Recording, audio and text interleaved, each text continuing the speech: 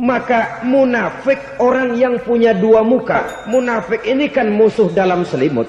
Di belakang kita dia caci maki kita. Maka demikian rupa watak orang munafik Allah benci betul. Orang-orang munafik di dasar jurang neraka yang paling bawah, keraknya neraka, yang merusak akhlak kepada Allah.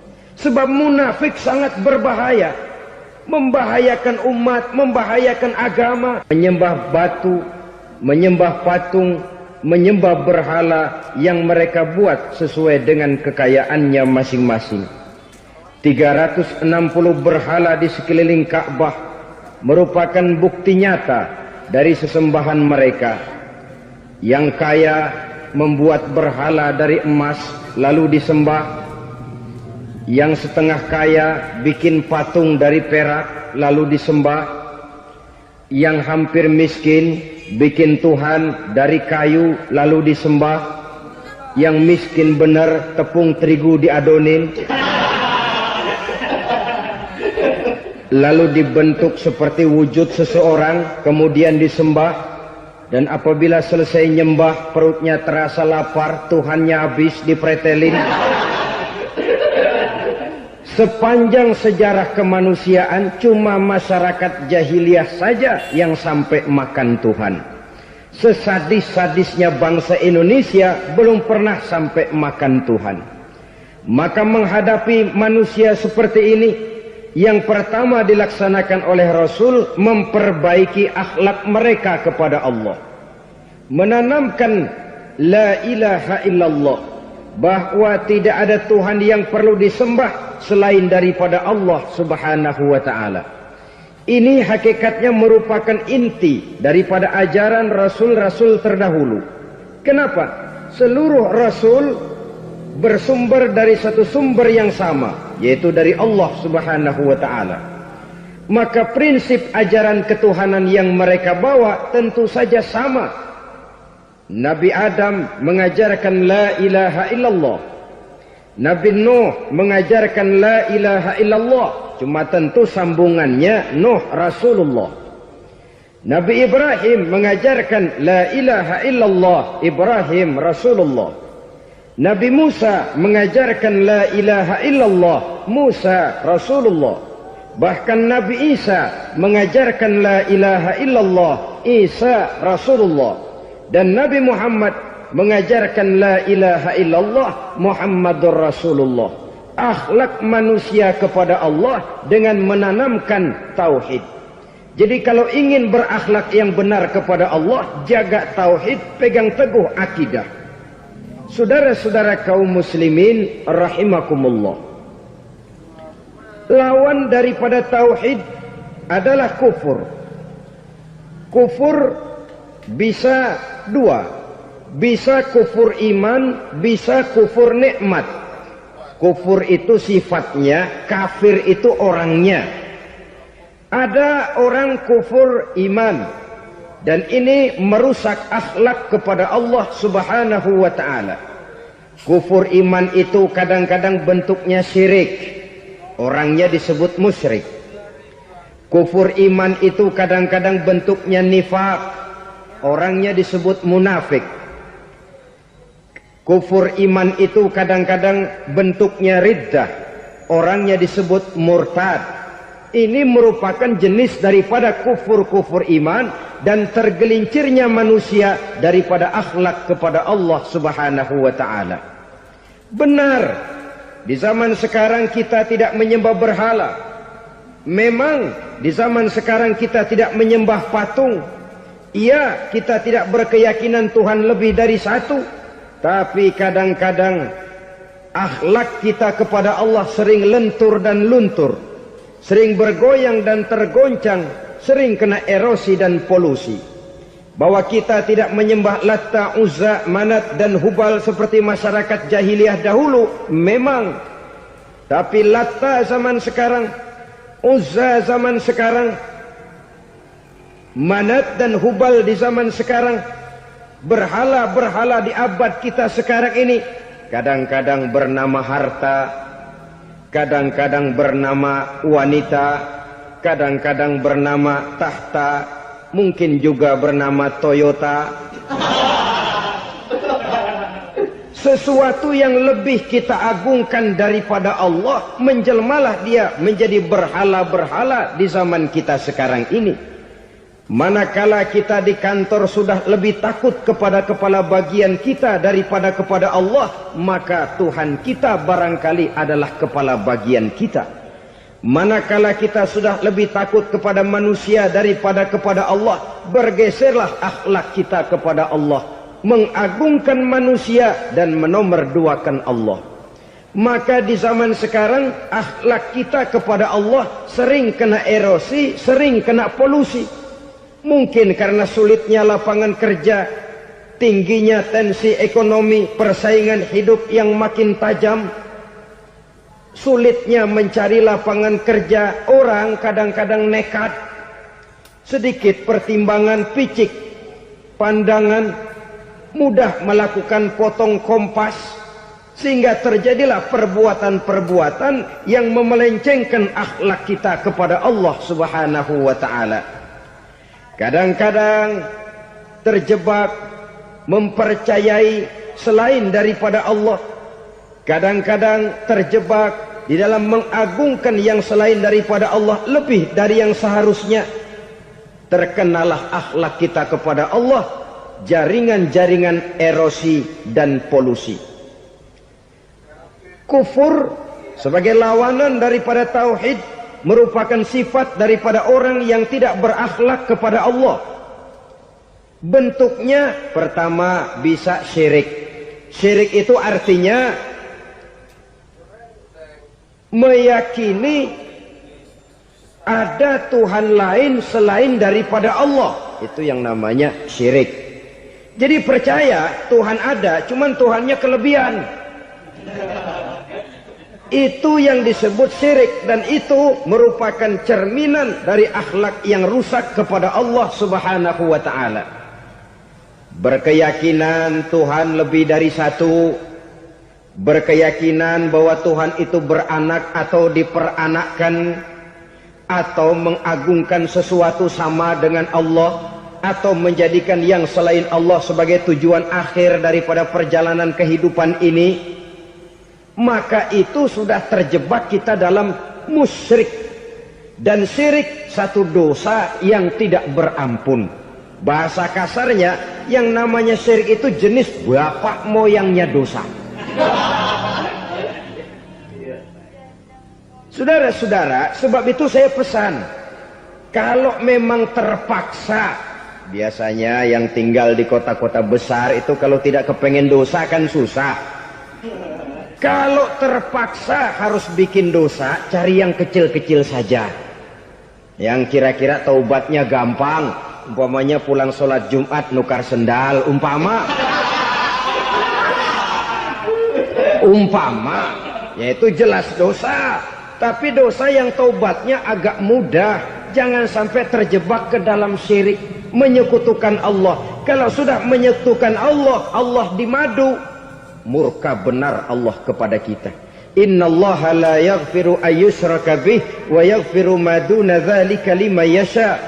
Allah tidak akan memberi ampun kepada orang yang menyekutukannya dengan sesuatu, tapi Allah mau mengampunkan dosa yang selain itu bagi orang yang dikehendakinya. Jadi orang-orang yang sudah terjebak syirik, menyekutukan Allah, meyakini ada Tuhan lain selain daripada Allah, meyakini Tuhan beranak atau diperanakkan, bagaimanapun baiknya mereka di dunia, bagaimanapun sosial jiwanya, bagaimanapun pemurah tangannya memberikan santunan dan pertolongan kepada orang lain, kalau sudah syirik, seluruh nilai kebaikannya akan tidak ada gunanya lagi. Karena tidak ada tempat nilai kebaikan itu bergantung. Sedangkan kita berbuat baik agar diterima oleh Allah. Kalau Allahnya marah kepada kita, siapa yang akan menerima nilai kebaikan itu sendiri? Ini bentuk yang pertama. Yang nyata-nyata menyembah berhala, syirik. Yang nyata-nyata beriktikad Tuhan lebih dari satu, syirik. Atau yang tersamar. Yang tersamar itu yang sering jadi penyakit kita. Saya sejak ada perkutut ini di rumah, perkutut. Saudara-saudara, yang merusak akhlak kepada Allah, yang merusak tauhid setelah syirik, bisa juga berbentuk nifak. Nifak itu sifatnya, orang yang punya sifat nifak disebut munafik. Asal katanya dari nafakun. Nafakun itu satu lubang yang punya dua muka, seperti goa, ada tempat masuk, ada tempat keluar. Maka munafik orang yang punya dua muka. Kalau bahasa kita, pandai bermain minyak di atas air. Manis jika berhadapan, balik belakang lain bicara. Sehingga apa yang dinamakan nifak, kata Imam Ali Al-Jurjani dalam kitab ta'rifatnya, izharul imanu bil lisan wa kitmanul kufri bil qalbi. Menyatakan, menampakkan iman dengan lidahnya, tapi menyembunyikan kekafiran dalam hatinya. Dengan kata lain, lidahnya mah iman, hatinya mah kafir. Padahal hati itu yang dilihat, padahal hati itu yang dinilai. Kenapa lidahnya mengaku iman? Ya mungkin karena kepepet, mungkin karena kepentingan, mungkin karena ingin mencari kelemahan orang, lalu dia pura-pura beriman. Tapi sesungguhnya hatinya kufur. Ini merupakan penyakit munafik. Dan terus terang, menghadapi orang munafik jauh lebih berat daripada menghadapi orang kafir. Kenapa? Munafik ini kan musuh dalam selimut. Mau dibilang musuh nyata-nyata, apalagi di zaman Rasul ya, ketika periode Madinah, berat sekali menghadapi orang munafik. Mau dibilang kafir, kalau ketemu assalamualaikumnya medok juga. Mau dibilang mukmin, di belakang ngegerundel, nyari-nyari penyakit, nyari-nyari lantaran, mencari-cari gara-gara. Kalau kafir jelas kafirnya, kalau musyrik jelas musyriknya. Tapi munafik, di depan kita dia mengaku beriman, di belakang kita dia caci maki kita. Maka demikian rupa watak orang munafik, Allah benci betul. Sampai dalam Quran orang munafik itu divonis innal munafikin fid darkil asfal minan nar. Orang-orang munafik di dasar jurang neraka yang paling bawah, keraknya neraka. Saudara-saudara kaum muslimin rahimakumullah. Sebab munafik sangat berbahaya. Membahayakan umat, membahayakan agama. Di depan kita mereka ngaku pura-pura beriman. Kalau pidato luar biasa, memuji agama setinggi langit, menampakkan seolah-olah dia orang yang dekat dengan agama. Saudara-saudara, agama penting, agama mutlak. Tapi yang ngomong begitu agamanya apa? Remeng-remeng. Cuma sekedar lipstick, cuma sekedar dekorasi, cuma sekedar kamuflase buat ngibuli orang lain. Dia mengaku beragama, mengatakan agama mutlak, menganggap agama penting, seolah-olah memperhatikan benar tentang tatanan kehidupan beragama, tapi sebenarnya di hatinya tidak lebih berkecamuk penyakit-penyakit kufur. Maka sifat munafik ini termasuk menodai tauhid, artinya merusak akhlak kita kepada Allah Subhanahu wa ta'ala. Sifat yang ketiga yang juga merusak akhlak kita kepada Allah dinamakan riddah. Riddah itu sifatnya, orang yang punya sifat riddah disebut murtad. Murtad keluar dari Islam. Keluar dari Islam tentu tadinya di dalam Islam. Oleh satu perbuatan dia bisa menjadi murtad. Misalnya tadinya dia iman benar kepada Allah, tapi melarat. Kadang-kadang sehari masak, 3 hari libur. Akhirnya oleh kesulitan ekonomi dia tidak kuat. Ada yang menawarkan kebaikan, dibawain supermi, dibawain obat-obatan, diberikan beras. Goyah imannya. Keluar dia dari Islam, ikut agama orang yang memberikan pertolongan kepadanya, memilih kesenangan sebentar dengan mengorbankan kebahagiaan yang kekal. maka orang semacam itu riddah sifatnya, murtad orangnya, keluar dari Islam. Dan yang menyebabkan kita murtad bukan cuma orang nyata-nyata memproklamirkan diri keluar dari Islam lalu mengikuti agama orang lain, bukan cuma itu. Mengakui ada Rasul lagi sesudah Nabi Muhammad bisa menyebabkan kita murtad. Mengingkari nikmat Allah bisa menyebabkan kita murtad. Meyakini semua agama benar bisa menyebabkan orang menjadi murtad. Meragukan kesempurnaan dan kelengkapan Al-Quran bisa menyebabkan orang jadi murtad. Mengingkari sunnah bisa menyebabkan orang menjadi murtad. Banyak hal-hal yang bisa mendatangkan penyakit riddah dan membuat pelakunya menjadi murtad. Dan ini menodai akhlak kita kepada Allah Subhanahu wa ta'ala. Itu tadi kufur iman, saudara-saudara. Nyata-nyata mengingkari Allah, baik dalam bentuk syirik, nifak ataupun riddah. Kufur yang kedua dinamakan kufur nikmat. Apa itu kufur nikmat? Sitru nikmatil mun'im au ya'malu fi mukhalafatil mun'im. Menutup-nutup nikmat Allah atau melakukan perbuatan yang menentang, bertentangan dengan kehendak yang memberikan nikmat. Jadi kufur nikmat pertama, nutup-nutupin Tuhan. Tuhan jalingin.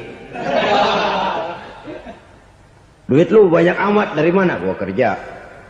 Lalu kerjanya nomor satu. Orang yang berakhlak kepada Allah, dia akan menjawab, kamu uangnya kok banyak, dari mana? Rizki dari Allah. Caranya, saya kerja. Kerja itu cara, rizki itu dari Allah datangnya. Bukankah di zaman sekarang kita sering terpleset? Ini merupakan cerminan dari rapuhnya akhlak kita kepada Allah Subhanahu wa ta'ala. Karena usaha saya memang, karena saya peras keringat banting tulang, tentu. Tapi sadarkah kita bahwa sepanjang yang bisa kita lakukan cuma berusaha, peras keringat banting tulang?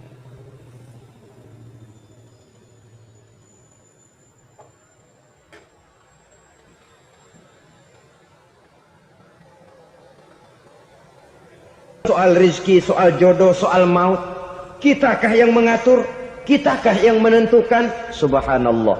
Manusia sungguh tidak berdaya menghadapi tiga hal paling pokok ini. Rezeki, kita cuma bekerja. Kitakah yang menentukan? Tidak. Kita berusaha saja, rezeki belum pasti dapat. Apalagi kalau kita tidak berusaha. Jangan terjebak dalam fatalisme. Belum perang udah nyerah. Emang dasar rezeki datangnya dari Tuhan, nggak usah kerja, dan ntar juga kalau dia datang. Dari mana datangnya? Kerja saja belum tentu dapat rezeki, apalagi kalau tidak kerja. Yang jelas usaha perlu kepastian, itu urusan Allah. Ini akhlak kepada Allah Subhanahu wa ta'ala. Jodoh juga begitu. Kita berusaha, kita berupaya, Allah menghendaki lain jadinya. Maut juga begitu. Siapa sih yang pengen ngadepi maut? Siapa sih yang pengen mati? Siapa sih yang pengen ketemu malaikat Israel? Tidak seorang pun kalau ditanya, kecuali mereka yang putus asa ya. Kalau otaknya masih normal, mau mati mesti belakangan dulu udah dikit. Tapi yang satu itu, saudara, kalau dia sudah datang, tenaga mana yang bisa menolak? Kalau dia sudah berkunjung, kekuatan mana yang bisa menghindar? Kalau dia sudah ingin bertemu, kemana kita bisa melarikan diri? Manusia sepanjang yang dia lakukan hanya berusaha, tapi kepastian, ketentuan dari Allah Subhanahu wa ta'ala. Orang yang kufur nikmat, nutup-nutupin Allah. Dia merasa rezekinya adalah mutlak peras keringatnya. Seolah-olah Allah nggak punya peranan apa-apa di situ. Oh, ini kan saya bisa rumah begini karena saya kerja keras. Oh, ini mobil saya begini, saya kerja keras. Peras keringat, banting tulang, keras.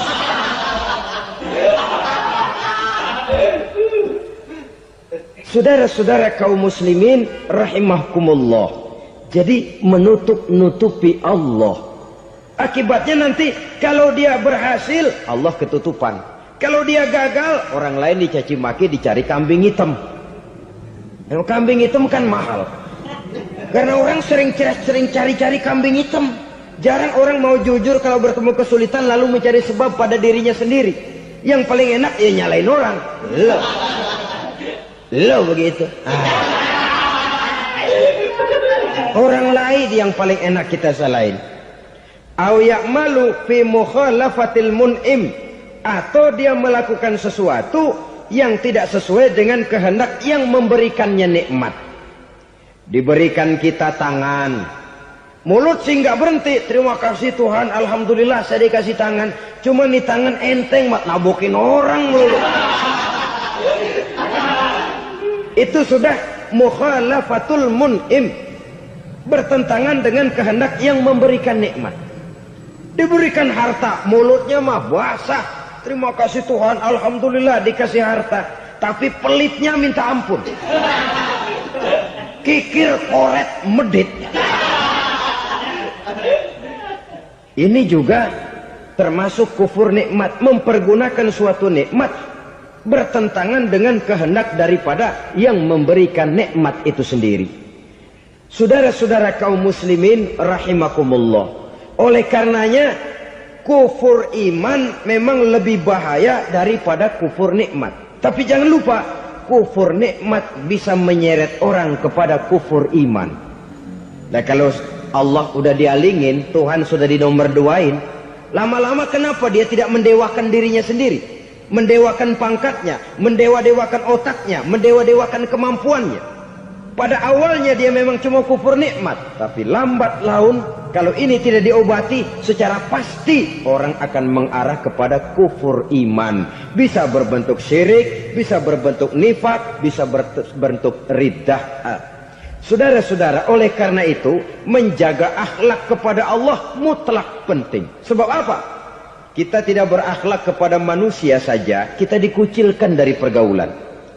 Kalau kita tidak berakhlak kepada Allah, dikucilkan oleh Allah. Hadis qudsi menyatakan, man lam yashkur ala na'ma'i wa lam yasbir ala bala'i falyakhruj min tahtis sama'i falyatlub rabban siwaya. Kata Allah, siapa orang yang tidak mau bersyukur terhadap nikmat yang aku berikan kepadanya dan tidak mau sabar terhadap ujian yang aku berikan kepadanya, falyakhruj min tahtis sama'i, persilahkan saja keluar dari kolong langitku, waliyatlub rabban siwaya, tolong cari Tuhan lain selain daripada aku. Murka Allah, diusir, cuman gak kedengeran aja. Siapa yang tidak mau syukur terhadap nikmatku, siapa yang tidak mau sabar terhadap ujian yang aku berikan kepadanya, persilakan keluar dari kolong langitku ini, cari Tuhan lain selain aku.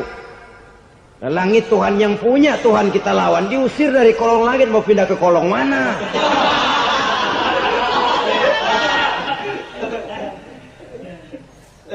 Jadi jangan merasa kufur nikmat kan enteng. Iya, kelihatannya begitu, tidak sebahaya kufur iman. Tapi kufur nikmat ini merupakan anak tangga yang kalau kita sudah mulai naik, kita akan naik terus sampai kepada tingkat di mana kita mengalami kufur iman.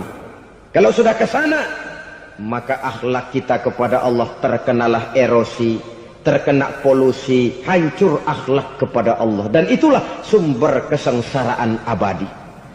Kalau cuma kita tidak berakhlak kepada manusia, barangkali resikonya cuma kehidupan di dunia ini. Mungkin juga ada kehidupan akhirat. Tapi kalau sudah tidak berakhlak kepada Allah, dunia akhirat kita rugi dan celaka. Maka pada kesempatan ini saya mengajak, marilah jaga baik-baik akhlak kita kepada Allah. Satu kali kita bertauhid, sampai mati kita bertauhid. Satu kali la ilaha illallah, jangan tergelincir lagi kita keluar daripada kalimat itu. Satu kali kita bertuhankan Allah, jangan bertuhan yang lain selain daripada Allah.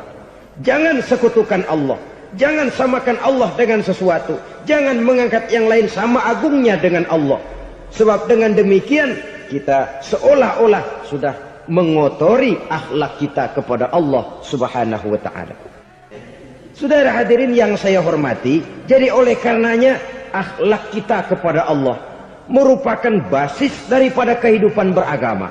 Kalau itu sudah mulai rapuh, mulai terkena erosi dan polusi, mulai rusak, dikhawatirkan nanti nilai ibadah kita kepada Allah juga akan turut ambruk karenanya.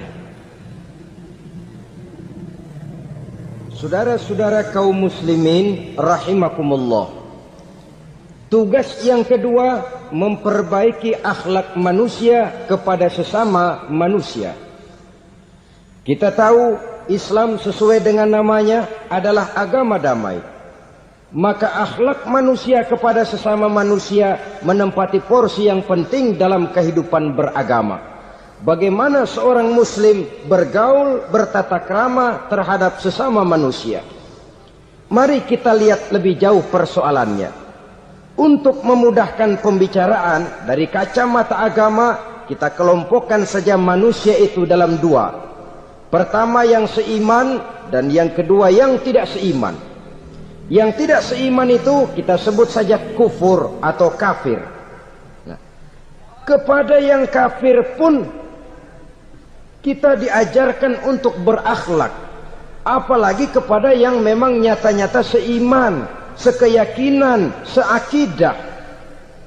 Kemanapun Islam datang, ke negara manapun ia masuk, ia tidak menaburkan kerusakan. Jadi tidak benar kalau orang pernah itu menggambarkan, saking sentimennya seorang orientalis pernah menggambarkan Nabi Muhammad di tangan kirinya Quran, di tangan kanannya pedang. Menggambarkan seolah-olah Islam dikembangkan dengan kekerasan. Sebenarnya tidak sama sekali. Kalaupun dalam sejarah perkembangan Islam pernah terjadi perang, maka perang dalam Islam sesungguhnya apabila kita amati sejarahnya bukan untuk memaksakan agama, karena memang agama tidak bisa dipaksakan, tetapi justru untuk mempertahankan agama dari segala macam hambatan, rintangan, hinaan dan fitnahan. Tapi kemanapun yang jelas Islam masuk, dia tidak pernah membuat kekacauan, kerusuhan ataupun penghancuran. Candi Prambanan bahkan dipugar, gereja-gereja tidak ada yang dihancurkan oleh umat Islam. Kenapa? Islam agama damai. Soal agama, soal lakum dinukum waliyadin, la ikraha fid din, qad tabayyana ar-rusdu minal ghayy. Tidak ada paksaan dalam beragama, sebab nyata yang benar dengan yang tidak benar. Belum pernah ada orang kafir masuk ke perkampungan orang Islam lalu dikejar-kejar, diteriakin kafir, kafir, sunatin.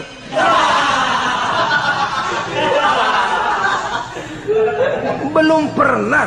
Kenapa? Islam menghormati orang lain agama. Nah, yang kafir ini macam-macam, saudara. Ada kafir harbi. Nah, ini kafir kerok.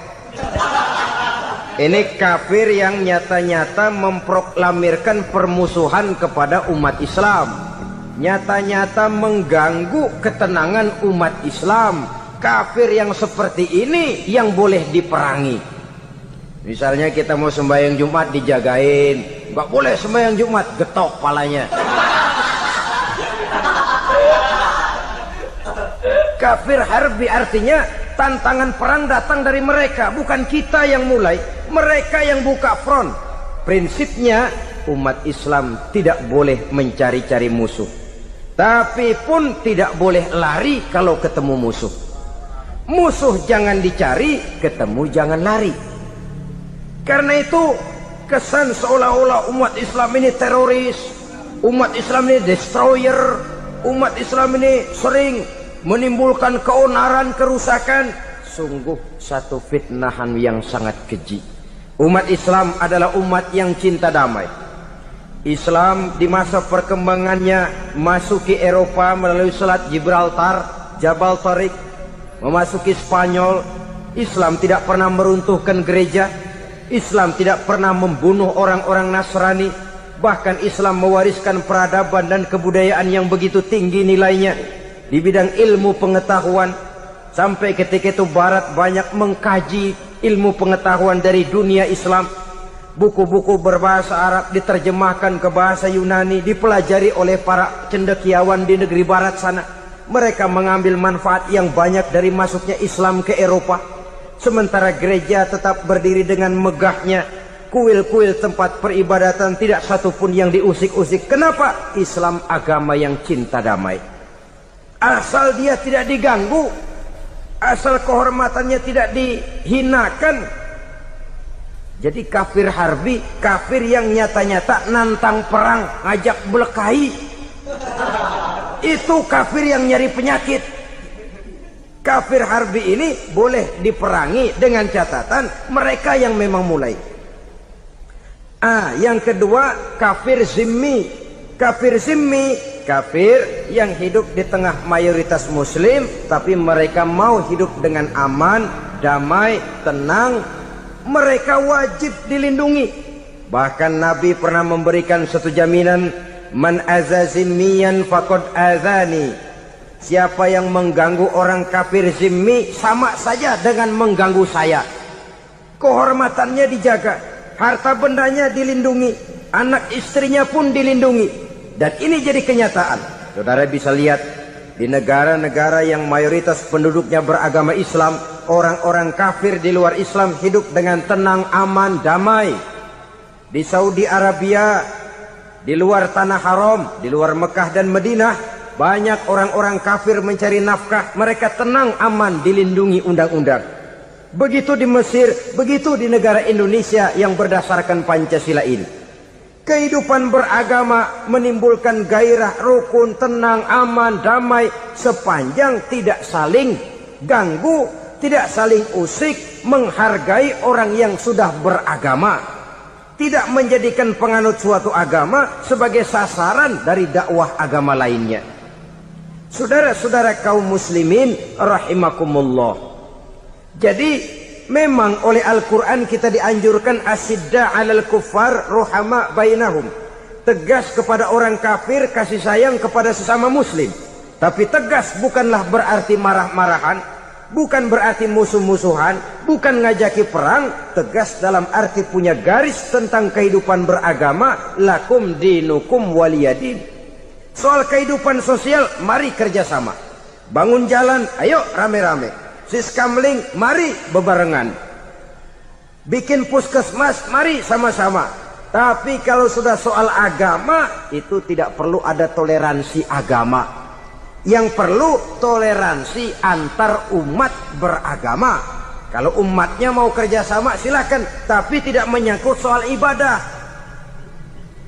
Jangan kerjasama di bidang ibadah. Itu kerjasama yang salah pasang, saudara-saudara. Sehingga dengan demikian toleransi adalah menyangkut kehidupan antar umat beragama. Sedangkan agama sendiri punya kapling yang nyata. Sehingga dengan demikian tegas kepada orang kafir dalam arti kita punya satu kepribadian. Tidak ngambang. Enggak, lalu kalau ditanya orang, sebenarnya agama lu apa sih? Gua mah gimana musimnya aja. Agama pakai musim kayak rambutan. Akhirnya ya begitu, musim-musiman. Ke masjid kelihatan, ke gereja hayo, ke candi nongol, ke apa? Bingung malaikat bagaimana nyatetnya nih bocah ini. Di mana aja ada. Kita punya satu kepribadian. Saya muslim dan garis saya ini, lakum dinukum waliyadin. Bagi Tuhan persilakan agama Tuhan, bagi kami agama kami. Kami hormati Tuhan, Tuhan hormat kepada kami. Tapi soal agama, kaplingnya jelas. Kerjasama, mari urusan muamalah, bidang sosial. Yuk kita siskamling sama-sama dengan orang lain agama. Mari jaga kerukunan, kesatuan, persatuan, kekompakan. Perbaiki jalan yang rusak, mari sama-sama. Mendandani jembatan yang runtuh, mari sama-sama. Tapi sembahyang, kaplingnya lain-lain. Sebab Nabi juga dulu pernah ditawarkan begitu loh sama kafir jahiliyah dulu, Quraisy itu. Sudah Muhammad, sekarang begini saja, kita join aja daripada marah-marahan. Hari ini saya menyembah Tuhanmu Allah. Besok gantian kamu menyembah Tuhan kita Latta, Uzza, Manat dan Hubal. Turun, qul ya ayyuhal kafirun la a'budu ma ta'budun. Soal ibadah kaplingnya jelas, tidak boleh dicampur adukkan. Sebab kalau tidak, kita akan mulai kehilangan identitas diri. Dan disitulah krisis kehidupan keyakinan beragama dimulai. Dari krisis identitas. Hujan gede kan mulainya gerimis dulu. Di mana-mana ya gerimis dulu. Gerimis makin lama makin gede. Kita akan mulai dengan kehilangan identitas diri. Dari sana nanti kita malu mengakui keislaman kita. Kalau orang Islam malu mengakui keislamannya, ini kan ironi, menyedihkan. Ngakui Islamnya saja malu, menonjolkan keislamannya malu. Tidak ada rasa bangga beragama. Padahal ini modal dasar. Hanyalah dengan rasa bangga beragama kita lalu konsekuen. Bangga yang tidak konsekuen, wah pokoknya kan gua kan Islam, agama yang paling benar. Tapi hidupnya sendiri jauh dari tuntunan Islam. Itu bangga yang tidak beralasan, bangga yang tidak perlu dibanggakan sebenarnya. Kebanggaan yang membuat kita konsekuen dan dekat dengan kehidupan beragama. Jadi dengan demikian saudara-saudara, kepada non-muslim kita juga harus berakhlak. Bukankah ini sudah dicontohkan oleh Rasul? Bagaimana beliau disambiti orang di Taif, yang menyambiti malah didoakan. Bagaimana Suraqah mau membunuh beliau, malah Suraqah didoakan. Bagaimana Abu Jahal dan Abu Lahab saking mangkalnya. Ini Abu Jahal pernah gali lubang di kamarnya sendiri, di depan tempat tidurnya. Setelah dia gali lubang, ditutupin pakai keraras korma. Lalu dia tarik selimut, belagak meriang. Dia pesan pesuruhnya, bilangin Muhammad encangnya meriang. Pamannya sakit, minta ditengokin. Nabi dengan segala husnuzonnya berangkat nengokin. Abu Jahal dari balik selimut ngintip. Itu dia Muhammad, itu dia tuh. Dia tuh, masuk Dani, masuk. Mulai dia jalan, senang Abu Jahal. Terus dah. Begitu ke pelosok, masuk ke lubang, gue pendem terus lalu. Memang niatnya mau mencelakakan Nabi. Sudah tinggal beberapa langkah lagi Nabi akan berjalan ke arah lubang itu. Malaikat Jibril ngasih tahu, Muhammad, Abu Jahal pamanmu cuma pura-pura sakit. Di depan tempat tidur itu ada lubang sudah dia gali untuk menjerumuskan kamu. Sudah, balik pulang. Balik badan Nabi. Sudah hampir mau melangkah, kakinya malah muter pulang. Abu Jahal yang ngelihat Nabi sudah hampir jatuh nggak jadi, balik pulang. Lupa kalau lagi sakit. Udah Muhammad buruan sini. Ke pintu dia kejar, dia lupa sama lubang yang dia gali. Begitu dia kejar, dia yang kepelosok masuk ke dalamnya. Sejak saat itu ada pepatah, man hafara hufratan waqa'a fiha. Siapa yang suka nggali lubang, dia sendiri bakal terpelosok ke dalamnya. Jatuh dia ke lubang yang dia gali. Padahal ya paling banter 2 atau 3 meter paling dalam. Dari dalam lubang itu dia teriak-teriak, Muhammad, tolongin, pamanmu kecebur. Kasih tahu Muhammad, kasih tahu, datang lagi lah pesuruhnya. Muhammad, pamanmu Abu Jahal kecebur, minta tolong diangkatin. Sudah diulur tambang, habis sambung lagi, nggak bisa sampai. Masa iya, cuma kamu yang bisa nolong. Apa yang dilakukan Nabi? Balik mau nolongin. Akhlak. Kita kalau ada orang gali lubang buat nyeburin kita, dia sendiri yang kecebur. Gorok gua kagak lemin loh. Mati sekalian dah. Nabi mah enggak, balik nolongin tuh Abu Jahal. Kenapa paman kecebur? Iya Muhammad, tolong, tambang udah diulur-ulur, sambung-sambung nggak sampai. Aduh kasihan paman, nih pegang tangan saya. Nabi cuma ulurin tangan, nyampe dipegang oleh Abu Jahal. Diangkat ke atas. Nyampe atas, apa kata Abu Jahal? Tambang bergulung-gulung nggak nyampe, kamu cuma pakai tangan doang kok bisa Muhammad, hebat banget sihirmu. Mukjizat dia bilang sihir, udah ditolongin nyelak lagi, kan yang enak kita injak palanya.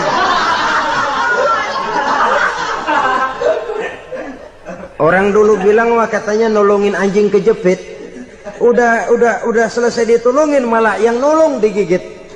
Saudara hadirin yang saya hormati, kepada orang-orang kafir kita harus berakhlak, menghormati mereka, tidak memaksakan satu keyakinan dalam batas-batas yang ditolerir oleh agama, yaitu pada masalah-masalah sosial dan muamalah. Itu kepada non-muslim, apalagi kepada sesama muslim. Baik akhlak kepada orang tua, akhlak kepada guru, akhlak kepada jiran atau tetangga, itu semua termasuk dalam akhlak kepada sesama manusia. Akhlak kita kepada orang tua, kadang-kadang kita orang timur ini ketularan orang barat. Engkongnya dianggap CS. Salaman main kedet aja, halo kong.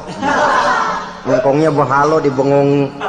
Saudara-saudara kaum muslimin rahimakumullah, akhlak yang tua kepada yang muda, akhlak yang muda kepada yang tua, kepada jiran dan tetangga, kepada sanak famili dan handai tolan, pendeknya kepada sesama muslim. Tetangga ada haknya, ada hak tetangga yang kalau kita berakhlak itu harus dipenuhi.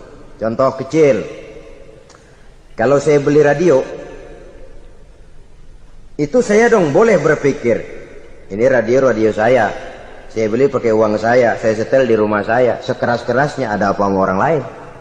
Radio gua, yang beli gua pakai duit gua, gue setel di rumah gue, ada urusan apa sama orang lain?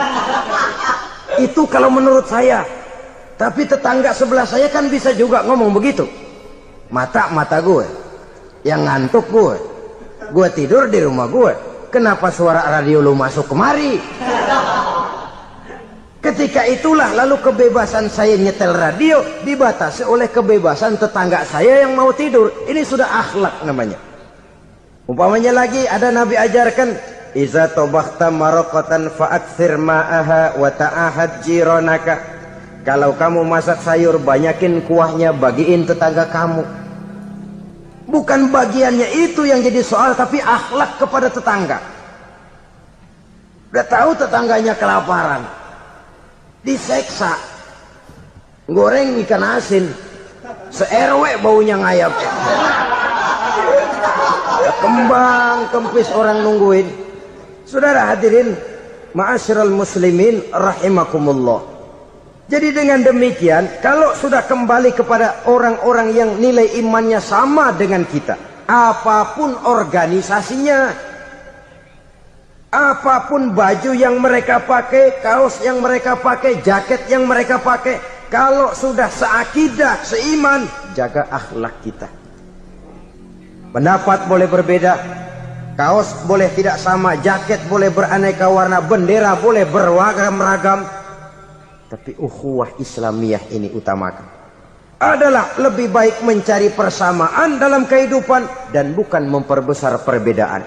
Hanyalah dengan mengembangkan nilai-nilai akhlak semacam ini, toleransi tidak hanya diperlukan kepada yang non-muslim, kepada sesama muslim pun toleransi.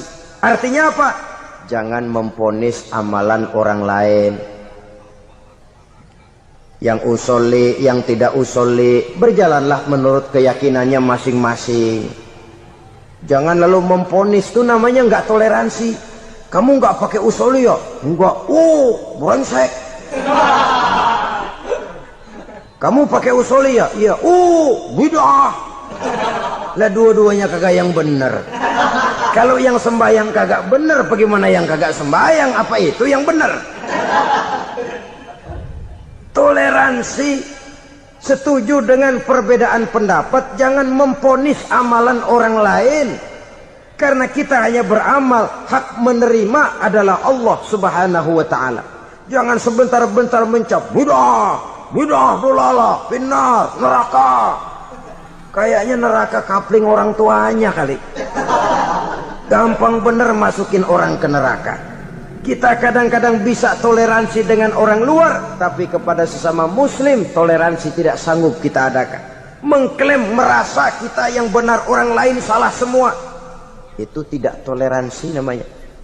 Mentang-mentang jadi ustadz, nih satu-satunya ustadz di sini ya, Semuanya mesti ngaji kemari. Kalau nggak ngaji kemari Islamnya kurang tapi bener. Toleransi. Saudara-saudara kaum muslimin rahimakumullah, lapang dada menghargai orang yang berbeda pendapat, apalagi kalau perbedaan pendapat itu menyangkut hal-hal yang tidak prinsipil, menyangkut hal-hal yang sekunder dalam kehidupan beragama, menyangkut masalah-masalah yang dalam bahasa fikih disebut soal-soal furu'iyah. Tidak usah menyebabkan kita bersih tegang. Kepala sama hitam pendapat boleh berbeda dan halal. Bahkan Nabi mengatakan ikhtilafu ummati rahmatun. Perbedaan pendapat di kalangan umatku bahkan menjadi rahmah, sepanjang perbedaan pendapat itu diiringi dengan rasa toleransi. Tapi kalau sudah main baku hantam, main klaim, memponis orang lain, akhirnya timbullah keretakan. Jangan heran kadang-kadang satu masjid dua kelir. Ya soal kelir boleh kelar-kelir, boleh kelar-kelir. Tapi kalau harus terlalu mencolok menyebabkan timbulnya keretakan, saya kira yang akan turun bukan lagi rahmah tapi bala. Bala akan menimpa kita, jatuh kita menjadi umat yang lemah. Oleh karena di antara kita sendiri, sesama kita tidak pandai bertoleransi, tidak lapang dada. Ada anak muda kelihatannya mau majuan dikit, yang tua curiga. Nah, kalau dia maju pasaran gua bangkrut dong nih. Lalu ditekan tuh anak ditekan melejit. Kadang-kadang yang tua maksudnya baik, mau memelihara, yang muda salah terima. Kan tua kejemur. Dari dulu sampai sekarang gitu-gitu doang. Anak kemajuannya. Padahal yang tua barangkali maksudnya juga baik, mau memelihara. Sebenarnya kalau kita bisa mencoba mencari titik temu dengan alur komunikasi, tidak merasa diri yang paling benar, tapi toleransi, boyak menerima pendapat orang lain, setidaknya mau mendengar omongan orang. Yang susah kalau udah kena penyakit nggak mau ngerti omongan orang, nggak mau nerima pendapat orang. Kodok di kolong tempayan, cukeng kayu asem, asal ijo udah ijo aja ijo dah. Nggak ngerti omongan orang, yang kayak begini yang orang jadi kesandung.